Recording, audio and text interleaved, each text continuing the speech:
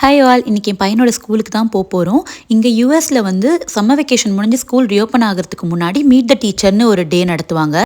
அன்னைக்கு நம்ம பசங்களுக்கு என்ன கிளாஸ் ரூம் அலாட் ஆயிருக்கு, இந்த வருஷம் யார் அவங்களோட ஹோம் ரூம் டீச்சர், அப்புறம் மற்ற சப்ஜெக்ட்ஸ்க்கு என்ன டீச்சர் வராங்க, இது எல்லாமே நமக்கு அங்கே தெரிஞ்சிடும். அது மட்டும் இல்லாமல் ஸ்கூலோட ரூல்ஸ் அண்ட் ரெகுலேஷன்ஸ், வேறு சில இம்பார்ட்டன்ட் இன்ஃபர்மேஷன்ஸ்லாம் நம்ம கூட ஷேர் பண்ணுவாங்க.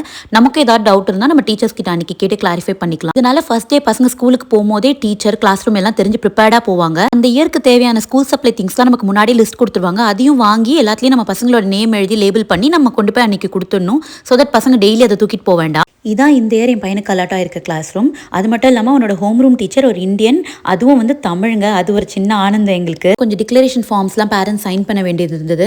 அது பண்ணிவிட்டு குழந்தைங்களோட பேசிக் இன்ஃபர்மேஷன் ஃபில் பண்ண சொல்லி ஒரு ஃபார்ம் கொடுத்துருந்தாங்க.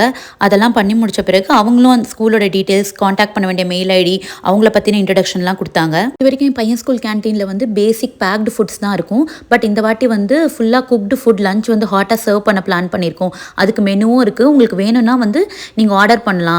அதுக்காக பேரண்ட்ஸ்க்கு கொஞ்சம் சாம்பிள்ஸ் கொடுத்துருந்தாங்க. ஒரு மீலோட காஸ்ட் வந்து $5.45 சொல்லியிருந்தாங்க. அண்ட் ஆர்டர் பண்ணுறது தாங்க ஒரு சின்ன சிக்கல். உங்களுக்கு நெக்ஸ்ட் வீக் வேணும்னா ப்ரீவியஸ் வீக் தேர்ஸ்டேவே சொல்லிடணும்னு சொல்கிறாங்க.